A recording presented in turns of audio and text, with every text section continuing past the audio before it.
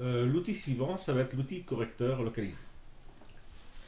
Alors, l'outil correcteur localisé nous permet, donc par exemple sur ce portrait, si j'appuie sur Alt et que je fais bouger la souris ou le pinceau, enfin ou le crayon, nous permet de définir la taille de la brosse et donc on va effacer les cheveux.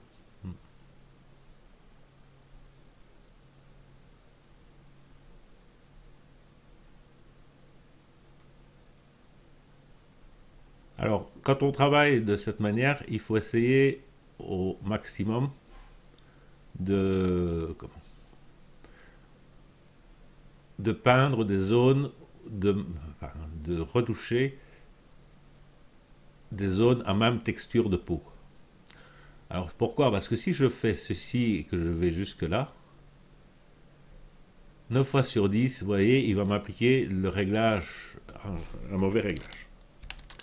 Donc, pour bien faire, il faut, je dirais, quand on est en retouche comme ça, faire petit morceau par petit morceau pour qu'on échantillonne, je vais dire, en général, juste à côté de la texture de peau et d'avoir la même texture de peau. Donc, on va faire ici. Il ne va pas me mettre une peau qui est lisse comme ici, enfin, aussi lisse qu'ici.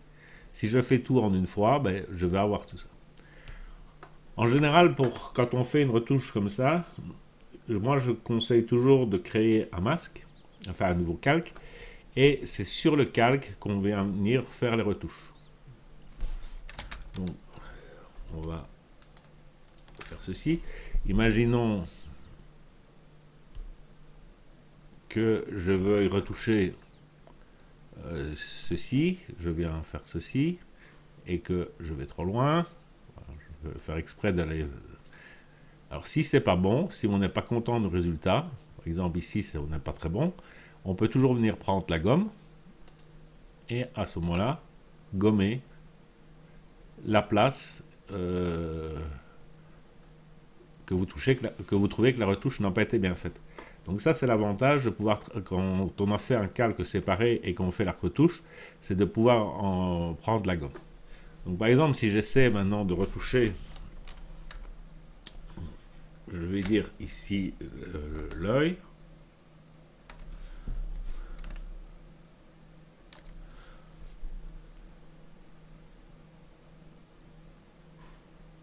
mais je suis sur la gomme, et que j'essaie de faire ça, en général, il va faire quelque chose d'assez moche. Donc, je vais encore la rediminuer un tout petit peu. Donc, il vaut mieux s'arrêter à cette place-là, donc dans le blanc, voilà. Venir faire, hop, ici, cette zone. Vous voyez que ça, c'est pas terrible. Donc, qu'est-ce qu'on va faire? Je refais encore un morceau ici, je refais un morceau là, je refais un morceau ici. Donc, malgré tout, le correcteur localisé, quand on l'utilise, il y a toujours on a le choix entre donc, le correcteur localisé ou l'outil correcteur. L'outil correcteur, là, il faut faire un Alt et on va lui dire exactement ce qu'on veut faire. Donc, quand vous voyez que l'outil correcteur localisé ne marche pas, il ne faut pas penser à aller utiliser l'outil correcteur qui était le premier pour pouvoir, je vais dire, remettre la même texture, que c'est vous-même qui allez choisir la texture. Dans les options, on a, je vais dire, assez peu d'options. On a le mode. Alors en général, on est en mode normal. On pourrait, si je vais faire un nouveau calque, si vous trouvez par exemple qu'ici que cette partie est trop sombre, on peut s'amuser quand même à essayer de faire quelque chose, c'est-à-dire passer ça en éclaircir et venir par exemple faire ceci. Non, je suis en localisé. Je reprends le localisé et là donc je me mets en éclaircir. Je vais faire ceci et vous voyez que l'outil correcteur, lorsqu'on l'utilise en mode éclaircir, permet de pouvoir éclaircir certaines régions. Par exemple, on va venir éclaircir un tout petit peu ici. Voilà. Donc ça, c'est quelque chose qu'on peut s'amuser avec l'outil correcteur aussi, en mode éclaircir. Les autres modes, moi, j'ai jamais trouvé d'utilité, sauf le mode éclaircir, qui permet de venir corriger certaines régions.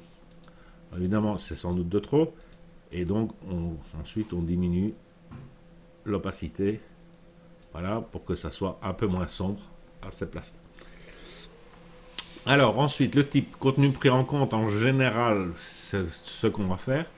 Créer une texture, je dirais que si ici le modèle n'a pas, mais si on a un pull, etc., et qu'on doit retoucher le pull, créer une texture va essayer de reprendre la texture à côté, etc. C'est pas évident. Similarité des couleurs, ça veut dire que au lieu, quand on prend contenu pris en compte, il échantillonne, on ne sait pas très bien où. Similarité des couleurs, il va rééchantillonner beaucoup plus près. Donc, si on revient à ceci, je vais reprendre, voilà.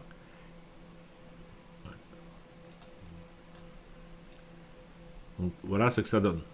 Par rapport à contenu pris en compte, moi je ne vois pas de très grosse différence.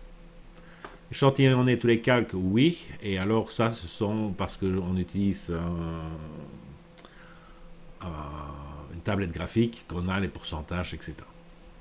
Donc, voilà en gros l'outil correcteur.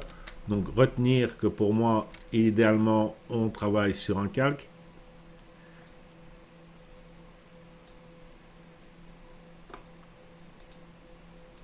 À 100%.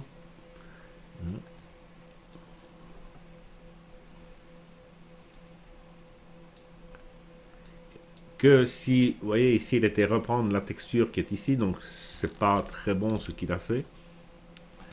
Et donc une fois qu'on a ça, ben, il faut penser qu'on a un outil correcteur où on échantillonne réellement où on veut.